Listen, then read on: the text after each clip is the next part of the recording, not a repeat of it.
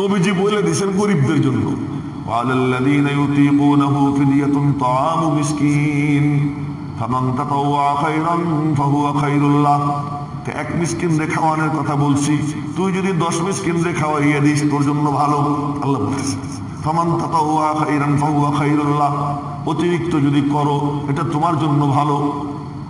শেষে বলতেছেন ওয়া আনতাসুমু খায়রুল লাকুম ইন কুনতুম তা'লামুন।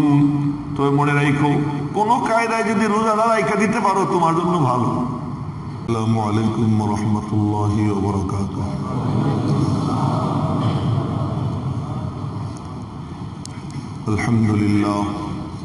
আলহামদুলিল্লাহ নাহমাদুহু ওয়া নাস্তাঈনুহু ওয়া নাস্তাগফিরুহু ওয়া নু'মিনু বিহি ওয়া নাতাওয়াক্কালু আলাইহি ওয়া নাউযু বিল্লাহি মিন শুরুরি আনফুসিনা ওয়া মিন সাইয়্যাতি আ'মালিনা। মান ইয়াহদিহিল্লাহু ফালা মুদিল্লা লাহু ওয়া মান ইউদ্লিলহু ফালা হাদিয়া লাহু। ونشهد أن لا إله إلا الله وحده لا شريك له ونشهد أن سيدنا وسندنا ونبينا وحبيب ربنا وطبيب قلوبنا ومولانا محمدا عبده ورسوله صلى الله تعالى عليه وعلى آله وصحبه وبارك وسلم تسليما كثيرا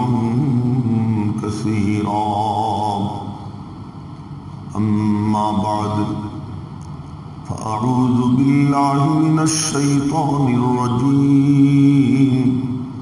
بسم الله الرحمن الرحيم. يا أيها الذين آمنوا كتب عليكم الصيام كما كتب على الذين من قبلكم لعلكم تتقون أياما معدودات. فمن كان منكم مريضا أو على سفر فعدة من أيام أخر وعلى الذين يطيقونه فدية طعام مسكين فمن تطوع خيرا فهو خير له وأن تصوموا خير لكم إن كنتم تعلمون. شهر رمضان الذي أنزل فيه القرآن هدى للناس وبينات من الهدى والفرقان.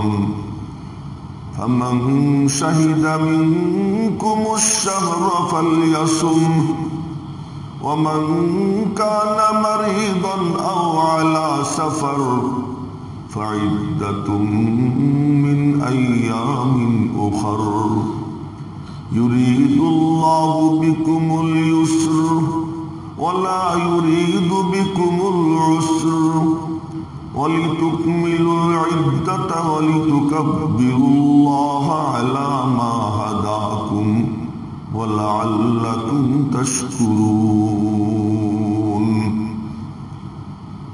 آمنت بالله صدق الله مولانا العظيم وصدق رسوله النبي الأمي الكريم ونحن على ذلك لمن الشاهدين والشاكرين. মুহতারাম মুসল্লিয়ান ইকরাম, আল্লাহ পাক রব্বুল আলামিনের বড় মেহেরবানি যে আল্লাহ তাআলা আমাদেরকে তার ঘরে তার দরবারে হাজির হবার তৌফিক দিয়েছেন। এজন্য আল্লাহ পাকের শুকর আদায় করি আলহামদুলিল্লাহ। মাহে রমাদান একেবারেই সন্নিকটে, একেবারেই কাছে এসে গেছে।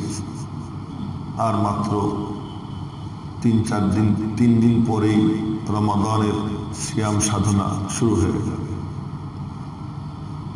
রমাদান এক মাসের নাম।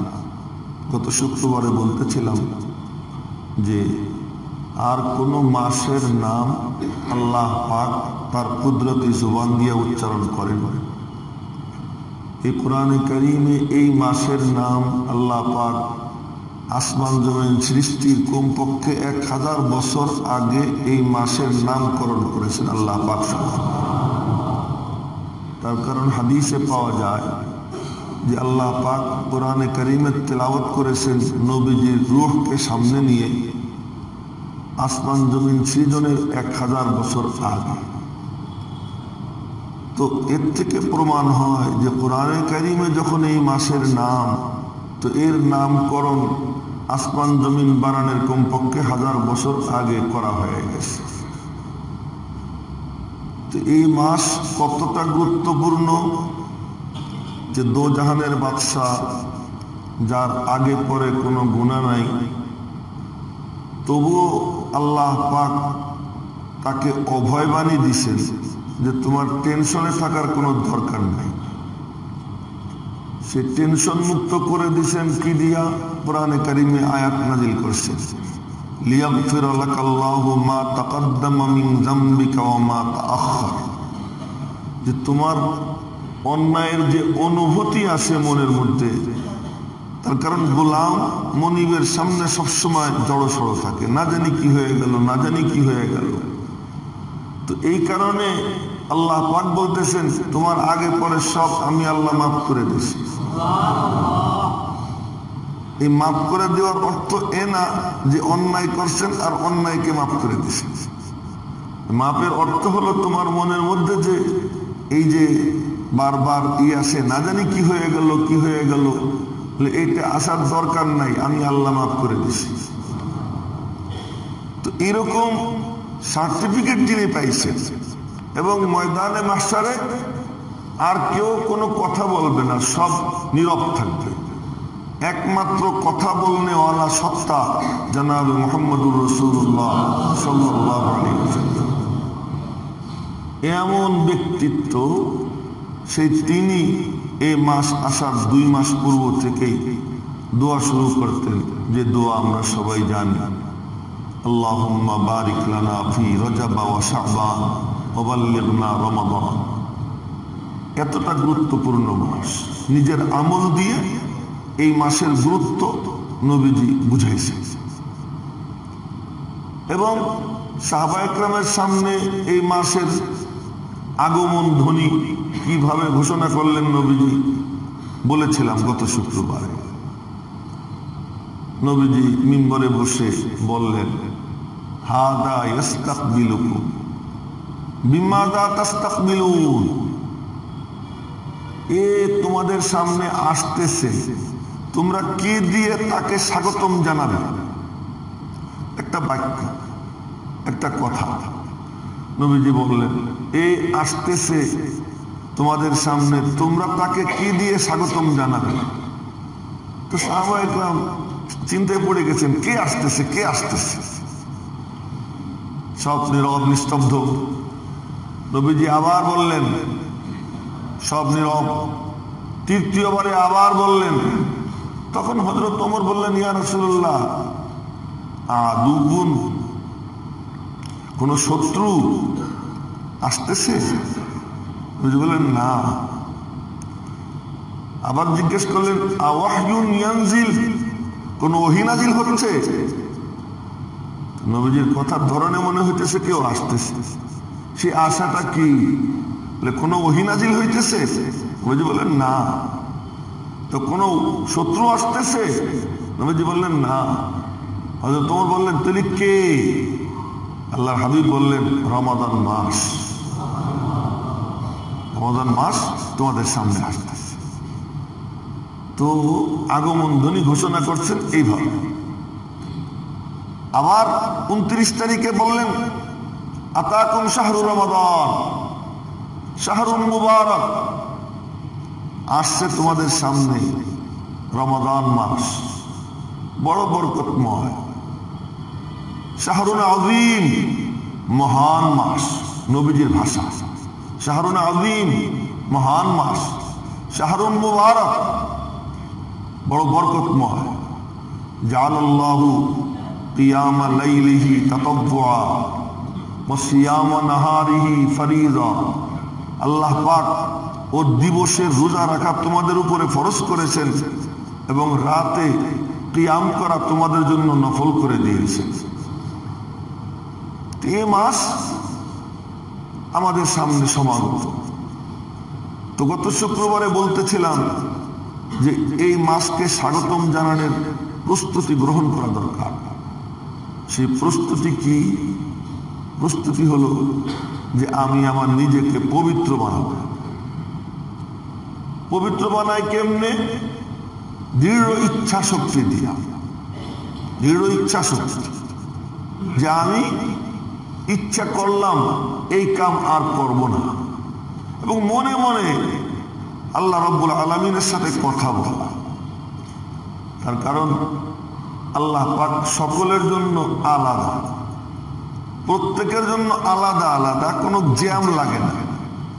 এমন সত্তা যে এট এ টাইমে একই সাথে কয়েক লক্ষ কোটি মখলুক আলাদা আলাদা ডাক দেয়, আল্লাহ পাক আলাদা আলাদা সকলের ডাকের একই সাথে জবাব দেয়, একই সাথে জবাব দেয়। কোন রকম জ্যাম হয় না। তোমরা একটু থামো, ওদের সাথে কথা বলে নি, তোমরা একটু থামো, পিছনের লোকদের সাথে কথা বলে নি। আমি তো একটা শুনতে একদিকে নজর দিলে আর একদিকে দেখি না। আমার আল্লাহ কেমন, তিনি আমার আল্লাহ যে সমুদ্রের তলে 800 মিটারের নিচে গেলে অন্ধকার। আপনারা আমার থেকে ভালো জানেন 800 মিটারের নিচে গেলে অন্ধকার। তো ওই অন্ধকারের মধ্যে কত লক্ষ লক্ষ কোটি কোটি মাছ জীবজন্তু বসবাস করে। আল্লাহ পাক রব্বুল আলামিন বলেন, আমি ওই সবগুলোর আলাদা আলাদা খবর নেই, ওই সবগুলোর খবর নেই, ওদের দেখভাল করি। এই একদিন মুসা আলাইহিস সালাম, বলছিলাম আপনাদেরকে আগে শুনেছিলাম, একদিন মুসা আলাইহিস সালাম কোনো সফরে যাবেন, লম্বা সফরে। তো ভাবলেন যে একটু বাজার টাজার করে দেওয়ার দরকার না, বাসায় ওরা কেমনে চলবে। এমন সময় ডাক আসলো, মুসা জি মালিক, পাথরের মধ্যে বাড়ি দেয়। সামনে একটা বড় পাথর ছিল, ওনার হাতে তো লাঠি থাকতেন।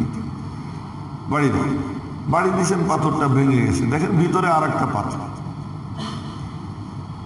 ডাক পড়লো, বাড়ি যাও। দ্বিতীয় পাথরে বাড়ি দিয়েছেন, ওইটা ভাঙার পরে দেখলেন ওর মধ্যে আর একটা পাথর। কারো আবার বাড়ি মারো, বাড়ি মারছেন। তৃতীয় পাথরের ভিতরে দেখেন ছোট্ট একটা কীট ওখানে বসে বসে সবুজ ঘাস খাইতেছে। 3 পাথরের পেটের মধ্যে ছোট্ট একটা কীট বসে বসে সবুজ ঘাস খাইতেছে। তো মুসা আলাইহিস সালাম বললেন, আমার আর বাজার করার চিন্তা করার দরকার নেই। যে আল্লাহ এই 3 পাথরের ভিতরে লুকানো এই ছোট্ট জন্তু এর জন্য খাবার পরিবেশন করেন, আর তিনি বুঝি আমার 2 বাচ্চারে খাবার দিবেন না, তো আমার এটা নিয়ে টেনশন করার দরকার নেই। সফরে রওনা হয়ে চলে গেছে। তো এমন আল্লাহ, এমন আল্লাহ, তো তিনি আমাদেরকে এই মহান মাস দিয়েছে। আমাদের এই মাসের করণীয় কি? নবীজি বলেন, আল্লাহ পাক তোমাদের জন্য রোজা রাখা ফরজ করেছে এবং রাতে নামাজ পড়া দাঁড়াইয়ে দাঁড়াইয়ে আল্লাহ পাক নফল করে দিয়েছে। নবীজির ভাষণ। তো আল্লাহ তাআলা রোজা ফরজ করেছেন। আল্লাহ কি বলেন রোজা সম্পর্কে? আগে আমরা এটা জানবো। আল্লাহ পাক রোজা সম্পর্কে তিনি নিজে কি বলেন। নতুন কোনো আয়াত না, পুরাতন আয়াত, গত বছরের আয়াত, তার আগের বছরের আয়াত, একেবারে জিন্দেগি ভর একই আয়াত। কি বলেন আল্লাহ তাআলা? ডাক দিছেন, ইয়া আইয়ুহাল্লাযীনা আমানু, আমার ইমানদার বান্দারা। আল্লাহ পাক কোরআনে কারীমে ডাক দিছেন, ইয়া আইয়ুহান নাস, ও মানুষ। আল্লাহ পাক ডাক দিছেন, ইয়া বানি আদম, হে আদম সন্তানেরা। কখনো ইয়া বানি আদম, কখনো ইয়া আইয়ুহান নাস। বিশেষ ডাক যেটা বন্ধুদেরকে ডাক দিছেন, ওই বন্ধুদেরকে ডাক দিতে গিয়ে আল্লাহ পাক তাদের যে মূল গুণ, সেই গুণটার উল্লেখ করেছেন।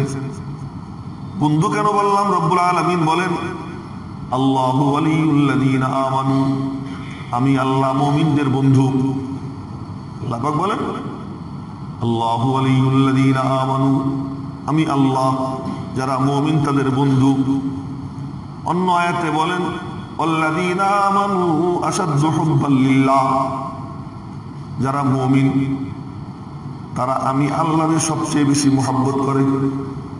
কে বলতেছে? যারা মুমিন তারা আমি আল্লাহকে সবচেয়ে বেশি মহব্বত করে। এক আয়াতে বলেন আমি আল্লাহ মুমিনদের বন্ধু, আর এক আয়াতে বলেন যারা মুমিন তারা আমি আল্লাহকে সবচেয়ে বেশি মহব্বত করে। মহব্বত একতরফা না, মহব্বত দুই তরফা, দুই দিকের মহব্বত। আমি আল্লাহ ওদের বন্ধু, ওরাও আমারে সবচেয়ে বেশি মহব্বত করে। এই জন্যই তো আমি আল্লাহ ওদের বন্ধু। এই জন্য এই গুণ উচ্চারণ করে উল্লেখ করে আল্লাহ পাক ডাক দিচ্ছেন ইয়া আইয়ুহাল্লাযীনা আমানু, ইয়া আইয়ুহান নাস বলে বলেন উবুদু, হে মানব জাতি তোমরা আল্লাহর এক আল্লাহর ইবাদত করো, আল্লাহ ছাড়া অন্য কারো ইবাদত করো না। কিন্তু মুমিন বলে যখন ডাক দিছেন ইয়া আইয়ুহাল্লাযীনা আমানু, এই আমানু তোরা তো আমার, তোরা যখন আমার তো তোদেরকে সত্যি সত্যি আমি আমার বানাইতে চাই। সত্যি সত্যি যদি আমার হতে হয় তার জন্য পদ্ধতি কি আমি আল্লাহ বলে দিচ্ছি, পদ্ধতিটা নিয়ে নাও, তরিকাটা নিয়ে নাও। যদি সত্যি সত্যি আমি আল্লাহর হতে চাও, ইয়া আইয়ুহাল্লাযীনা আমানু তার মানে যারা তোমরা বললা আমি আর কারো না, আমি তোমার। ও ভাই, যখন আমি বলছি লা ইলাহা ইল্লাল্লাহ, আমি যখন এই কথা বলি, আপনি যখন এই কথা বলেন লা ইলাহা ইল্লাল্লাহ, নেই কোনো মাবুদ আল্লাহ ছাড়া, শুধু এই না, বরং এই কথার অর্থ হলো আমি আর কারো না, আমি তোমার। আমি একমুখী, আমি বহুমুখী না, আমি দ্বিমুখী না, আমি চতুর্মুখী না, আমি একমুখী। লা ইলাহা ইল্লাল্লাহ, আমি একমাত্র তোমার মুখী, আর কারো মুখী না। রব্বুল আলামিন বলেন তুই যখন এই দাবি করলি, এবার আমি আল্লাহ সত্যি সত্যি আমার হওয়ার রাস্তা তোদেরকে বলে দিচ্ছি। কি রাস্তা? ইয়া আইয়ুহাল্লাযীনা আমানু কুতিবা আলাইকুমুস সিয়াম কামা কুতিবা আলাল্লাযীনা মিন ক্বাবলিকুম লাআল্লাকুম তাত্তাকুন। আল্লাহ পাক বলতেছেন এই ইমানদার বান্দারা, তোদের উপরে রোজা ফরজ করা হয়েছে যেমন পূর্ববর্তীদের উপর ফরজ করা হয়েছিল। কেন? লাআল্লাকুম তাত্তাকুন, যেন তোমরা মুত্তাকি হতে পারো, তোমাদের মধ্যে যেন তাকওয়ার গুণ এসে যায়। তো তাকওয়ার গুণ আসলে কি হয়? রব্বুল আলামিন আল কোরআন ইউফাসসিরু বা'দুহু বা'দা, কোরআন এক অংশ আর এক অংশের ব্যাখ্যা করে। তো মুত্তাকি হইলে কি হয়?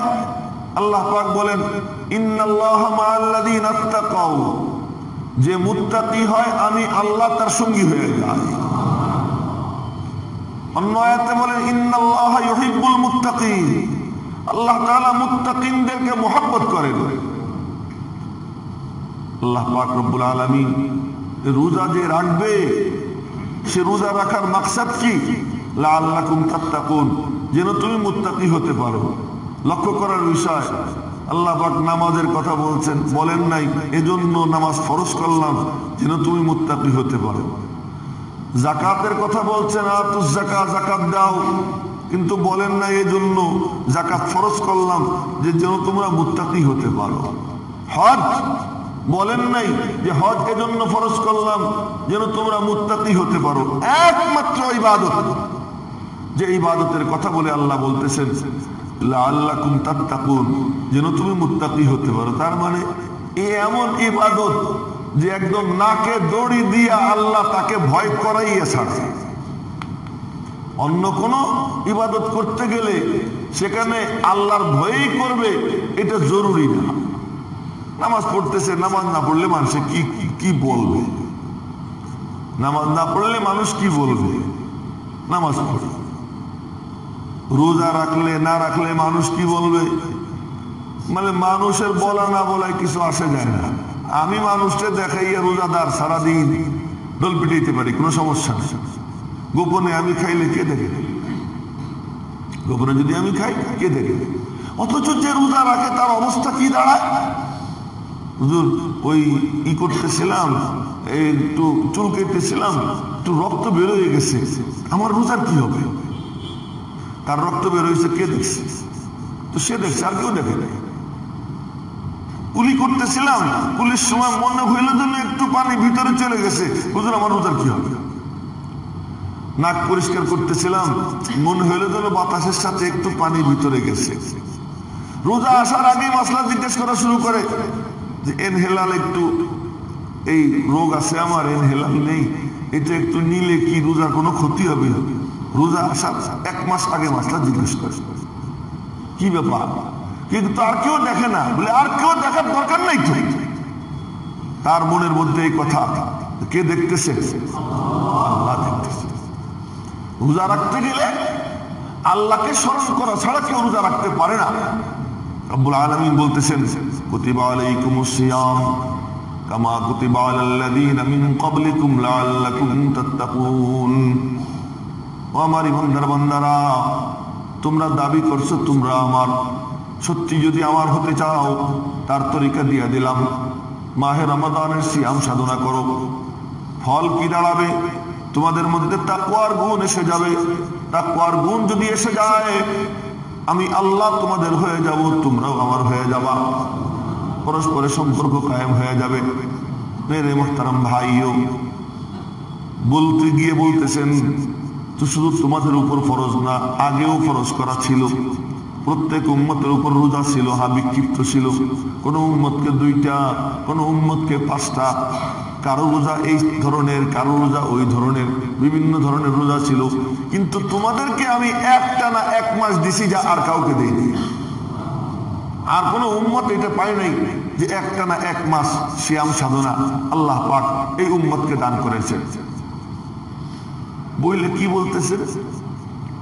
লাআল্লাকুম তাত্তাকুন আইয়ামাম মাদুদাত। এ মাত্র কয়েকদিন, খালি খাবারের রুটিন চেঞ্জ।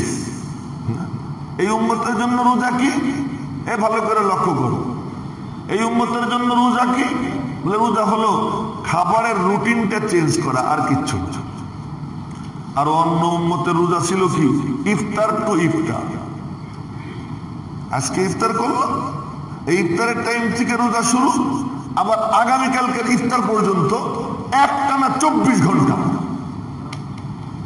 শুধু কি তাই? বিবির সঙ্গে মেলামেশা করা যাবে না, বিবির কাছে যাওয়া যাবে না। কি সাংঘাতিক কঠিন ছিল এই উম্মতের রোজা। কি আগে খাইতে সকালে, দুপুরে, রাত্রে, এখন খাবি সন্ধ্যায়, এরপরে হলো তারাবির নামাজের আগে বা পরে, আবার কি ভোর রাত্রে, ফজরের নামাজের আগে। খাবারের রুটিনটা কি হয়েছে? চেঞ্জ হয়েছে, আর কিচ্ছু না। হ্যাঁ, তবে শেষ খাবার আর প্রথম খাবার এর মধ্যে গ্যাপটা একটু বেশি, গ্যাপটা একটু বেশি। বাকি 3 বেলা খাবার কি আছে? ঠিক আছে, 3 বেলা খাবার ঠিক আছে।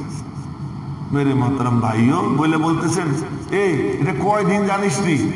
আইয়ামাম মাদুদা, হাতে গোনা কয়েকদিন মাত্র। আমি আল্লাহ যদি চাইতাম তো তোদেরকে 12 মাস রোজা দেবার পারতাম না? পারতাম, কিন্তু আমি তা দেইনি। মাত্র হাতে গোনা কয়টা দিন? 29 দিন বা 30 দিন। 29 দিন হইলেও আমি আল্লাহ ওইটাকে 30 দিন ধরে নিই। আইয়ামাম মাদুদাত। এরপরে বলতেছেন কত বড় মেহেরবান আল্লাহ। ফামান কানা মিনকুম মারিদান আও আলা সাফার ফাইদ্দাতুম মিন আইয়ামিন উখর। কুরআন শরীফ কবিতার মতো, দেখছেন? ফামান কানা মিনকুম মারিদান আও আলা সাফার ফাইদ্দাতুম মিন আইয়ামিন উখর। এইচএসসি পরীক্ষা চলতেছে, আজকে পরীক্ষা, পরীক্ষার্থীর 104 ডিগ্রি জ্বর, পরীক্ষার হলে যাওয়ার পারলো না, পরীক্ষা বাতিল। আর এই পরীক্ষা তার কোনো ওজর টোজর শোনাশুনি নেই, এটা কি হয়ে গেল? বাতিল হয়ে গেল। আবার পরীক্ষা দেওয়া লাগবে। মেরে মোহতারাম ভাইও, আল্লাহ পাক রব্বুল আলামিন বলতেছেন, এই তোর জ্বর হয়েছে, হ্যাঁ খুব জ্বর, শরীর কাঁপতেছে, ডাক্তার বলতেছে এখন যদি ওষুধ না খাও টাইফয়েডে এটা মানে রূপ নিতে পারে, মারাত্মক ক্ষতি হয়ে যেতে পারে, তোমার এমন অসুখ হয়েছে তোমার। আচ্ছা ঠিক আছে, তুমি রোজা ভাঙ্গে ভাঙ্গে। কে বলতেছেন? আল্লাহ পাক চাইলে বলতে পারতেন না যে আমি কোনো রোগ ব্যাধির কোনো ওজর টোজর শুনবো না? আচ্ছা রোগের কথা গেল, পেটের ধান্দায় সফর, সফরটা পেটের ধান্দা, অন্য কিচ্ছু না। যে আমি ব্যবসা বাণিজ্য করব, অর্থ উপার্জন করব, তাও পেটের ধান্দা বললেও ভুল হবে। আরো বেশি টাকার মালিক হোক, আরো বেশি টাকার মালিক হোক। এখন যা আছে 1 মাস ব্যবসা না করলে কিচ্ছু হবে না, কোনো ক্ষতি হবে না, তার এই মাস সুন্দর মতো চলবে। 5 মাস ব্যবসা না করলেও কোনো ক্ষতি নাই। এরপরেও রমাদান মাসে সে আরো অধিক পরিমাণ সম্পদের মালিক হওয়ার জন্য 48 মাইল বা তার থেকে অধিক পথের যাত্রা শুরু করলো। আল্লাহ পাক বলতেছেন, কিরে সফরে বের হয়েছিস, তোর কি কষ্ট হইতেছে? যে গাড়ির ঝাঁকুনি, তোর কষ্ট হইতেছে? এই রিক্সায় উঠতেছিস, রিক্সার থেকে নাইমে আবার তোর উঠা লাগবে মাহেন্দ্রায়, এই তোর কষ্ট হইতেছে? কেমন মেহেরবান আল্লাহ, কেমন মেহেরবান! একটু দিল দিয়া উপলব্ধি করার চেষ্টা করি, কত বড় মেহেরবান আল্লাহ। তোর কষ্ট হইতেছে, আচ্ছা বান্দা যদি কষ্ট হয় তো ঠিক আছে, তুই রোজা ভাঙ্গে ফেলা, তুই রোজা ভাঙ্গে ফেলা, যা ভাঙ্গা পরে যেদিন সুযোগ হয় শাওয়াল মাসে আগামী রোজা আসার আগ পর্যন্ত যে কোনো একদিন রোজা রেখে দিস। তো বলবেন না সুবহানাল্লাহ? কেমন আল্লাহ! ফামান কানা মিনকুম মারিদান আও আলা সাফার ফাইদ্দাতুম মিন আইয়ামিন উখার। তোমাদের মধ্যে কেউ যদি অসুস্থ হয় বা সফরে বের হয়, সেজন্য অন্য কোনো দিন ওই স্থানে অন্য একটা রোজা রেখে দেয়। যদি ভাঙ্গে ফেলায়, ভাঙ্গার অনুমতি আমি আল্লাহ দিয়ে দিলাম। মেরে মোহতারাম ভাইও, ভাঙ্গার অনুমতি আল্লাহ পাক দিয়ে দিয়েছেন, কিন্তু আপনি ভাঙবেন কিনা এটা আপনার ব্যাপার। ছুটি আল্লাহ দিয়ে দিয়েছেন, ছুটি আপনি নিবেন কিনা আপনাকে স্বাধীনতা দিয়ে দেওয়া হয়েছে। তো তুই ছুটি নিবি কি নিবি না? ছুটি যদি নিস নিতে পারিস, ছুটি যদি না নিস আমি আল্লাহ খুশি হব, আমি আল্লাহ খুশি হব। এই সফরের মধ্যে কষ্ট করে রোজা রাখবি, আমি আল্লাহ তোর বিনিময় আরো বাড়াইয়ে দিব। অসুস্থতার মধ্যে কষ্ট করে রোজা রাখবি, আমি আল্লাহ বিনিময় বাড়াইয়ে দিব। এক ঘটনা মনে পড়ে গেল, এক ইয়াং ছেলে, 18 বছর বয়স হবে, এমন এক টকবগে তরুণ, হযরত খলিল আহমদ সাহারানপুরী রহমতুল্লাহ আলাইহি এক বড় বুজুর্গ ছিলেন, যে ফাজাইলে আমালের লেখক শাইখুল হাদিস জাকারিয়া রহমতুল্লাহ আলাইহির উস্তাদ, ওনার পীর। তো উনি বসে বসে কিতাব লিখতেছিলেন। এমন সময় ওনার দরওয়াজার সামনে ওই তরুণ আসছে। তো উনি ওর দিকে তাকাইছে, 1 মিনিটের মতো তাকাইয়ে থেকে আবার উনি লেখা শুরু করছে। এর মধ্যে ওই ছেলেটা দৌড়িয়ে আইসা 2 চোখের পানি ছেড়ে বলতেছে, হুজুর আমি নামাজ পড়ি না, রোজা রাখি না, আমারে তওবা করান, আমি আর জীবনে নামাজ কাজা করবো না, জীবনে আর রোজা ছাড়বো না। তখন রমজান মাস সামনে। তো হুজুরের হাতে হাত দিয়ে তওবা করে নামাজ পড়া শুরু করছে, রোজা আসছে, রোজা রাখছে। এই যে নিগিতে প্রথম রোজা রাখছে, তো বমি শুরু হয়েছে।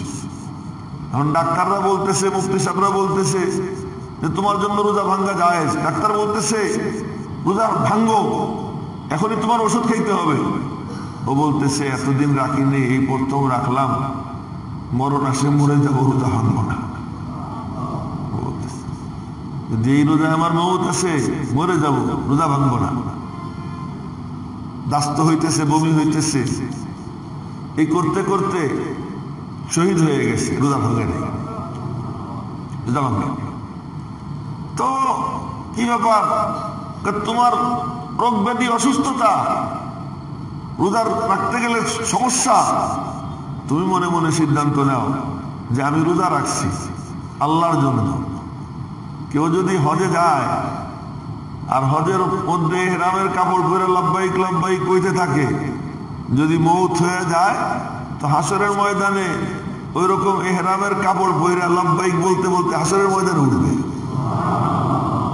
তো রমজানের রোজা রাখছে, এই রোজা রাখা অবস্থায় যদি মৌত হয়ে যায় তো কোন হালাতে মৌত হইল? রোজার হালাতে মৌত হইল, রোজার হালাতে মৌত হইল। এমন জজবা যদি কারো আইসে যায়, সোনালী কপালটা। কিন্তু আল্লাহ পাক বলতেছেন আমি ছুটি দিয়ে দিচ্ছি, ফামান কানা মিনকুম মারিদান আও আলা সাফার ফাইদ্দাতুম মিন আইয়ামিন উখর ওয়া আলাল্লাযীনা ইউতীকুনাহু ফিদিয়াতুন তাআমু মিসকিন। খুব মনোযোগ দিয়ে শুনেন, এটা সম্পূর্ণ আল্লাহ পাকের কথা। এখানে আমার নিজের কোনো নাই, আমার পক্ষ থেকে কিছুই বলতেছি না, কারো পক্ষ থেকে কিচ্ছু বলতেছি না, ডাইরেক্ট বলতেছেন কে? আল্লাহ পাক বলতেছেন ওয়ালাল্লাযীনা ইউতীকুনাহু। রোজা তো প্রথম কেবল আসলো, আল্লাহ বলতেছেন এই রোজা রাখতে খুব কষ্ট হইতেছে ওদের। যাদের খুব কষ্ট হয় ওদেরকে বলে দাও যে ওরা যেন একজন মিসকিনকে খাওয়াই প্রথম অবস্থায়। এই হলো এই আয়াতের এক ব্যাখ্যা যে প্রথম যেহেতু হইতেছে তো এখন অভ্যস্ত হইতে সময় লাগতেছে, তো ঠিক আছে, যার এত খুব বেশি কষ্ট ও যেন একজন করে মিসকিন খাওয়াইয়া দেয় এক রোজার বদলা। এই হলো এক ব্যাখ্যা, কিন্তু এই ব্যাখ্যা এখন নাই, আয়াতের এই অংশের এই ব্যাখ্যা এখন নাই। এখন ব্যাখ্যা কি? ওয়ালাল্লাযীনা ইউতীকুনাহু, যার প্রচন্ড কষ্ট হয়, অশীতিপর বৃদ্ধ, অশীতিপর বৃদ্ধা, এরা যারা ডাক্তার বলতেছে যে সামনে আর ভালো হওয়ার কোনো লক্ষণ নাই, তার কারণ বার্ধক্য হলো সবচেয়ে বড় রোগ। এই রোগ এসে গেছে, এই রোগের তো কোনো চিকিৎসা নাই। তো ওর জন্য আল্লাহ পাক বলেন এক রোজার বিনিময়ে একজন ব্যক্তির এসে খাওয়াই দেবে, এক রোজাদারে খাওয়াবে। মানে অনেকে মশলা দেয় যে রোজা কাফারা দিবে, ফিদিয়ে দিবে, তো একজন রোজাদারে খাওয়াবে না, ভুল। রোজাদারে খাওয়াইতে হবে না, যে কোনো একজন মিসকিনকে একদিন খাওয়াই দেবে এক রোজার বিনিময়ে। মিসকিন খাওয়াইলেই ফিদিয়া আদায় হয়ে যাবে, রোজাদার পাইতে হবে, এটা কোনো কিনা শর্ত না।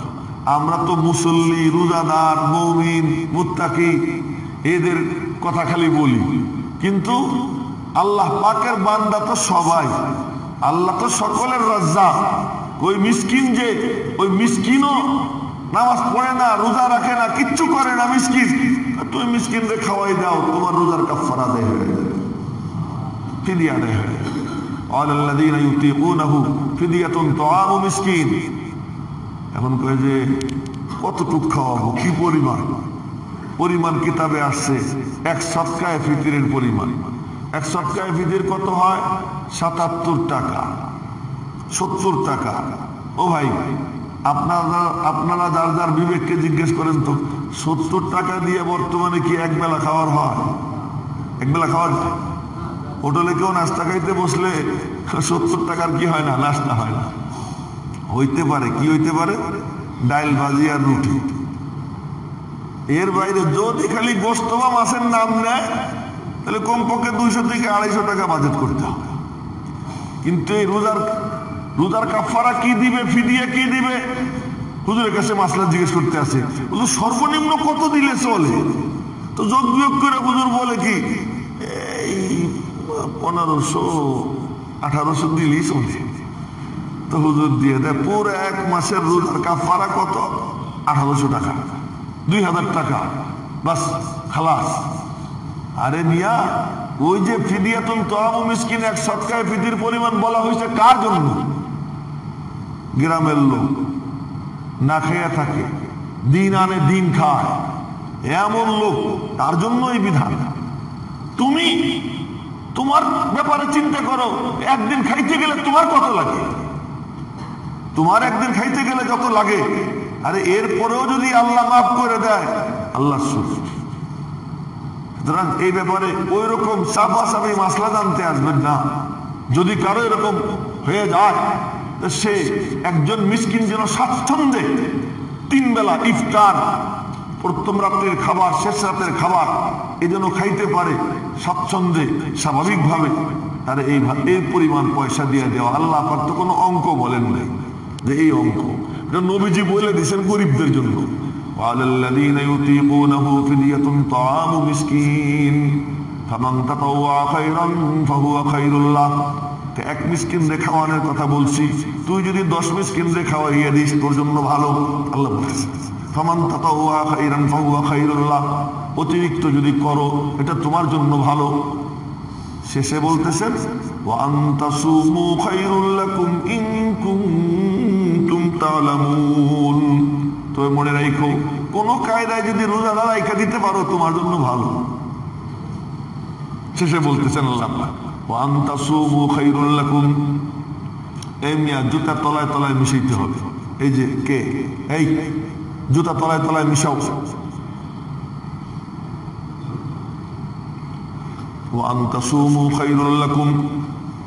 আর যদি রোজা রেখে দাও এটা তোমাদের জন্য ভালো।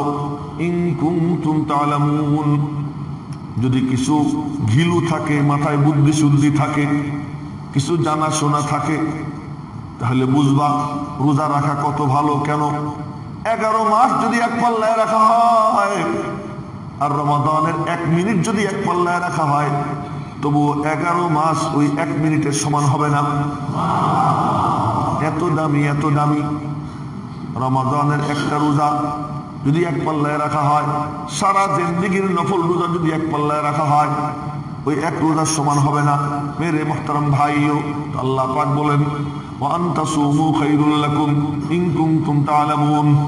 এরপর রমাদান মাসের পরিচয় দিচ্ছেন আল্লাহ পাক।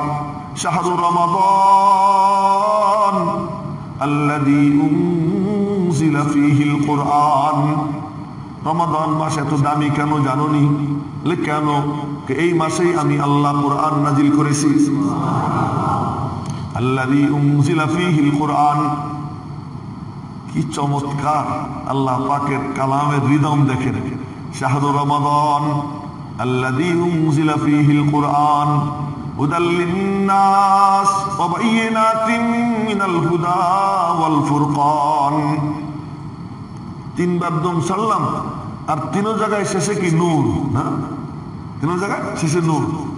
শাহরু রমাদান আল্লাযী উনজিলা ফীহিল কুরআন। এই রমাদান মাস এমন মাস যে মাসে কোরআনে কারীম নাজিল করা হয়েছে। এই জন্য এই মাস সমস্ত মাসের মধ্যে সেরা মাস হয়ে গেছে, কিন্তু এই মাসে কোরআন শরীফ নাজিল করা হয়েছে। এই আল্লাহ পাকের এক নিয়ামত, আল্লাহর কালাম, যে এর সাথে যে জোড়ে সে সেরা হয়ে যায়। এর সাথে যে জোড়ে সে সেরা হয়ে যায়। জিবরাইল কোরআন শরীফ বহন করছে কাসাইয়্যিদুল মালায়েকা। নবীজি কোরআন শরীফ সিনায় রাখছেন কাসাইয়্যিদুল খালায়েক। কোরআন শরীফ রমজানে নাজিল হইছে সাইয়্যিদুশ শুহুর, সমস্ত মাসের সরদার। লাইলাতুল কদরে একবারে নাজিল হইছে খায়রুম মিন আলফি শাহর। কোরআন শরীফ কেউ সিনায় নিছে, তো নবীজি বলতেছেন তোমাদের মধ্যে সর্বশ্রেষ্ঠ নাগরিক যার সিনায় আল্লাহ পাকের কালাম। খায়রুকুম মান তাআল্লামাল কুরআন ওয়া আল্লামা কুরআন। তো আল্লাহ পাক বলতেছেন রমজান মাস এত দামি কেন জানোনি? বলে কেন? শাহরু রমাদান আল্লাযী উনজিলা ফীহিল কুরআন। রমাদান মাস এমন মাস যে মাসে কোরআনে কারীম নাজিল করা হয়েছে। মেরে মুহতারাম ভাইও, এজন্য নবীজি রমজান মাস আসলে কোরআন শরীফের তিলাওয়াতের বন্যা ছুটিয়ে দিতেন আমার নবীজি, যে কোরআন শরীফ নাজিল হয়েছে এই মাসে। সুতরাং রমাদান মাস, জিবরাইল প্রতিদিন রমজান মাসে নবীজির কাছে এসে হাজির হইত প্রতিদিন, এবং এসে নবীজি পড়তেন, জিবরাইল শুনতেন, জিবরাইল পড়তেন, নবীজি শুনতেন। এরে বলে দৌড়। দৌড় মানে ঘুরানো, ঘুরানো। যে পাড়া নবীজি পড়তেন ওই পাড়াই জিবরাইল পড়তেন। ওই একই পারা। নবীজি পড়তেন, জিবরাইল শুনতেন, জিবরাইল পড়তেন, নবীজি শুনতেন। আলাদা ভাবে প্রতিদিন জিবরাইল আসতেন। তো কেমন এই মাসে কোরআনে কারীম তিলাওয়াতের গুরুত্ব কতখানি চিন্তা করেন, যে আল্লাহ পাক জিবরাইলকে পাঠাইতেছেন, যাও, জিবরাইল আসতেছেন, এক পারা উনি পড়েন, ওই একই পারা নবীজি পড়েন, পরস্পরে দৌড় করেন। এই জন্য রমাদান মাসে দৌড় করা এইটাও একটা সুন্নাত, এটাও একটি সুন্নাত। তো আমাদের দৌড় তো হলো খালি শোনানো হয়, কিন্তু আসল সুন্নাত হলো ওই একই পারা একজন পড়বে, আবার অপরজন ওই পারাটা পুরো পড়বে, এই সিস্টেম। তো এখন তো মাশাআল্লাহ হাফেজের সংখ্যা আমাদের সমাজে কয়জন আছে? সাহাবায়ে কেরাম সবাই হাফেজ ছিলেন, নবীজির সাহাবীরা সবাই কি ছিলেন? হাফেজ ছিলেন। তারাবির নামাজ এই জামাতের সাথে ওই সময় এরকম সিস্টেমটা হয় নাই। কেন হয় নাই? প্রত্যেকের নামাজে আলাদা আলাদা খতম করতেছেন, যার যার প্রত্যেকে আলাদা আলাদা খতম করতেছেন। অথবা বলে কি, চল ভাই আমরা 4-5 জন মিলে খতম করি। তো 4-5 জন মিলে পড়ে, ওখানে 4-5 জন মিলে পড়ে। তো একই মসজিদে 20টা-25টা জামাত হইত একই জায়গায়, এরকম ভাবে তারা পড়তেন। এদেরকে কি কোনো পিটাপিটির দরকার ছিল? সবই তো কোরআন শরীফ খতম পড়তেছে নামাজের মধ্যে, না? এদেরকে কোনো পিটাপিটির দরকার ছিল না, কোনো সিস্টেম দেওয়ার দরকার ছিল না। আল্লাহ পাকের কালামের খতম তারা পড়তেন এইভাবে। নবীজি জিন্দা আছেন, তো নবীজি নিজে পড়তেছেন, তো নবীজির সাথে গিয়ে সাহাবীরা খালি জমা হয়, হ্যাঁ, দলে দলে জমা হয়। আর পরে নবীজি বলে নাই যার যারটা শেষে পড়ে, আর নিজে পরে ঘরে চলে গেলেন, ঘরে একা একা পড়ে। তো ঘরে নবীজি একা একা পড়েন, সাহাবীরা আলাদা আলাদা পড়েন। তো এই যে শুরু হইল, তো নবীজি দেখতেছেন সবাই এরকম পড়তেছে, আর ঝামেলা কি? আবু বকর সিদ্দিকের জামানা ছিল, এটা এখন যেটা বলতেছি খুব গুরুত্ব দিয়ে শুনবেন। আবু বকর সিদ্দিক রাদিয়াল্লাহু তাআলা আনহুর জামানা ছিল নবীজির জামানার প্রতিচ্ছবি, নবীজির জামানার প্রতিবিম্ব। আয়নায় যেমন আপনি আমি আবার আপনার চেহারা দেখি, আবু বকরের সামনে দাঁড়াইলে আবু বকরের মধ্যে নবীজি নিজেকে দেখতে পাইতেন, ওরকম দেখা যেত আবু বকরকে। আবু বকর সিদ্দিক রাদিয়াল্লাহু তাআলা আনহুর জামানা 2 বছর। এই 2 বছরে ফাউন্ডেশন ঠিক করছে, আর যা যা ছিল সব মানে আবর্জনা ছিল, সব আবর্জনা পরিষ্কার করছেন সিদ্দিক আকবর রাদিয়াল্লাহু তাআলা আনহু। নবীজির জামানায় যা যেমন ছিল, সিদ্দিক আকবরের জামানায় ঠিক ওই রকম, একটু এদিক সেদিক হইতে দেন নাই উনি, যেমন ছিল তেমন ছিল। এমনকি মসজিদের ছাউনি ছিল খেজুর পাতার, উনি খেজুর পাতারই রাখছেন, এটাও কি করেন নাই, বদলান নাই। আচ্ছা, আবু বকর সিদ্দিক রাদিয়াল্লাহু তাআলা আনহু উনি 2 বছর পরে ইন্তেকাল করলেন। হযরত ওমর ফারুক রাদিয়াল্লাহু তাআলা আনহুকে উনি ওনার সিটে বসাই গেলেন। হযরত ওমর রাদিয়াল্লাহু তাআলা আনহু মাসনাদে খেলাফতে বসছেন। এরপরে দেখেন সব প্রস্তুত, একদম সব ঠিকঠাক আছে, কোনো কিছু মানে নতুন করে গড়ার দরকার নাই। নবীজির জামানায় যা ছিল আবু বকর সব আবর্জনা পরিষ্কার করে এরকম রেখে দিয়ে গেছেন, এখন শুধু সামনে বাড়া দরকার। হযরত ফারুক আযম রাদিয়াল্লাহু তাআলা আনহু সেই ইসলামের প্রচার প্রসারের কাজ শুরু করছেন। তো দলে দলে প্রতিদিন হাজার হাজার মানুষ মুসলমান হইতে আরম্ভ করে দিয়েছে, হাজার হাজার মানুষ মুসলমান হইতে আরম্ভ করে দিয়েছে। এখন দেখা যায় যে 100 জনের মধ্যে 3 জন হাফেজ, বাকি 97 জন হাফেজ না, এর লক্ষ্য করে বাকি 97 জন হাফেজ না। তো এখন কি করা যায়? ওমর রাদিয়াল্লাহু তাআলা দেখলেন খতম ঠিক মতো হইতেছে না, খতমের একটা সিস্টেম নিয়ে আসতে হবে। এই তারাবির নামাজের খতম, এটা একটা সিস্টেমে নিয়ে আসতে হবে। সেই সিস্টেমে আনার জন্য হযরত ওমর ফারুক রাদিয়াল্লাহু তাআলা আনহু তিনি হযরত উবাই ইবনে কাব রাদিয়াল্লাহু তাআলা আনহু, যাকে বলা হয় আকরাউহুম লিকিতাবিল্লাহ, কোরআনে কারীমের সবচেয়ে বড় কারি ছিলেন হযরত উবাই ইবনে কাব রাদিয়াল্লাহু তাআলা আনহু। এবং নবীজি বললেন, উবাই, জি ইয়া রাসূলুল্লাহ, আল্লাহ পাক আমারে হুকুম করছেন আমি যেন তোমারে কোরআন শরীফ পড়ে শুনি। ইন্নাল্লাহ আমারানি আন আকরা আলাইক, আল্লাহ পাক আমাকে হুকুম করেছেন আমি যেন তোমারে কোরআন শরীফ পড়ে শুনি। হযরত উবাই ইবনে কাব বললেন, ইয়া রাসূলুল্লাহ, আল্লাহু সাম্মানি লাকা, আমার আল্লাহ আমার নাম নিছেন আপনার কাছে, নবীজি বললেন, আমি কি মিথ্যে বলতেছি নাকি? হ্যাঁ, আল্লাহ তোমার নাম নিয়েই বলছেন, আমি যেন তোমাকে কোরআন শরীফ পড়ে শোনাই।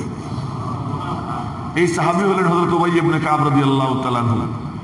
ওমর রাদিয়াল্লাহু তাআলা আনহু বললেন, উবাই, জি হযরত, তুমি ইমাম, বাকি সব মুক্তাদি, তারাবির নামাজ শুরু করো, 20 রাকাত হবে। আর হযরত ওমর তিনি ওই দিন সিদ্ধান্ত নিলেন, আজকে আমি ঘুরে ঘুরে দেখবো কেমন দেখা যায়।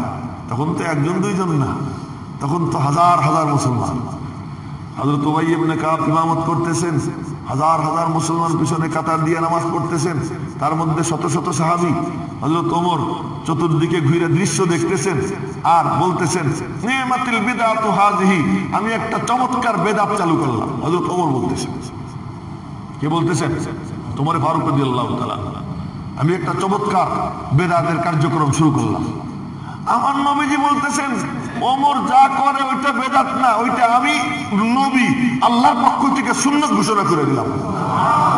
নবীজি বলেন, আলাইকুম বিসুন্নতি ওয়া সুন্নাতুল খুলাফায়ে রাশিদিন আল মাহদিয়িন, তোমরা আমার আদর্শ এবং আমার খলিফায়ে রাশিদ যারা, তাদের আদর্শকে মজবুত করে আঁকড়ে ধরবা।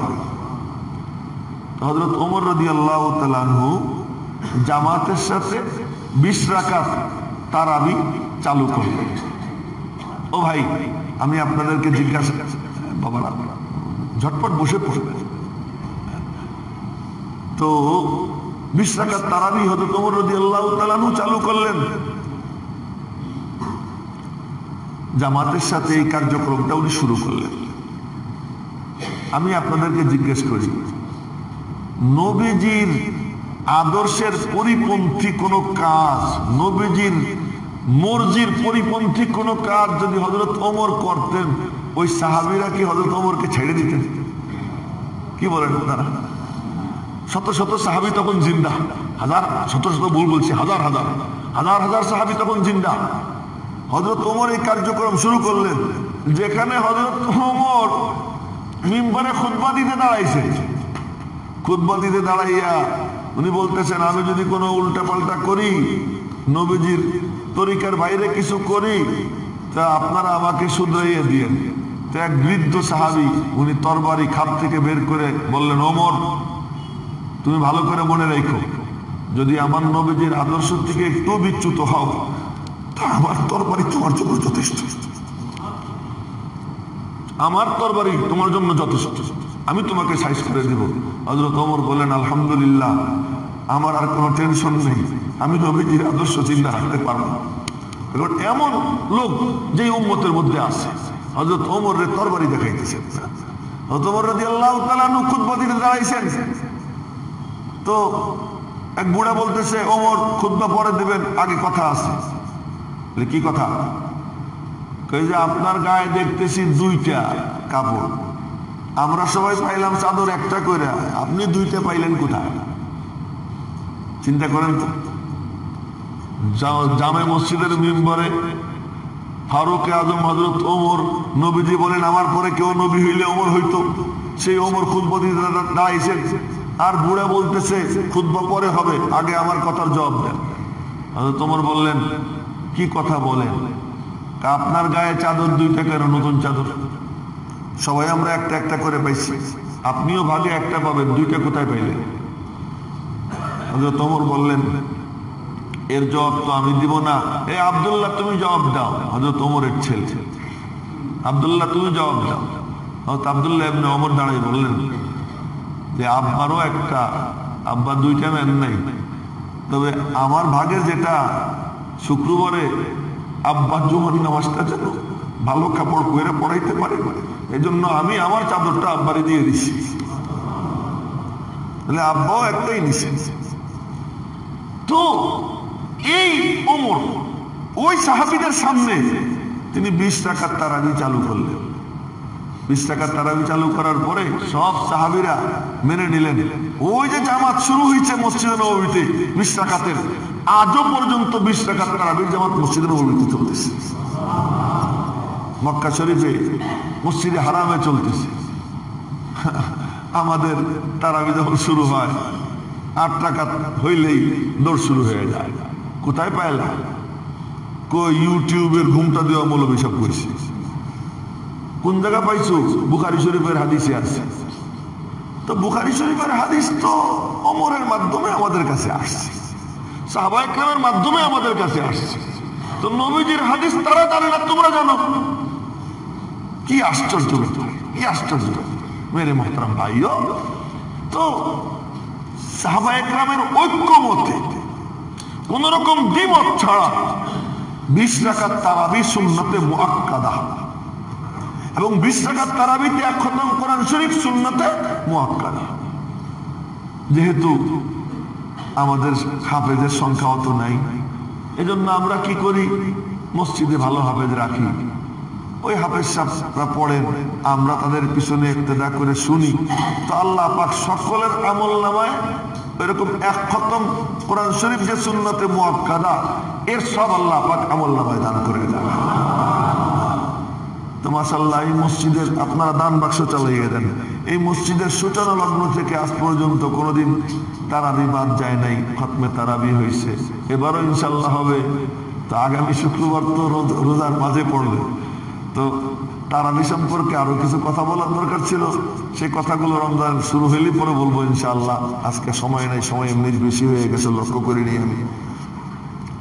তো মেরে মোহতারাম ভাইও, আমরা সবাই খুব ইহতেমামের সঙ্গে গুরুত্ব দিয়ে 20 রাকাত তারাবি পড়ব এবং জামাতের সাথে খতমে তারাবি পড়ব। গত শুক্রবারে বলছিলাম যে তারাবিতে কি হয়, আল্লাহ পাক এই রমজান মাসে তারাবির এক এক সিজদায় 1500 নেকি আমলনামায় দান করে, এক এক সিজদা। তো 20 রাকাতে 40 সিজদা, না কয়টা সিজদা হয়? 40টা সিজদা হয়।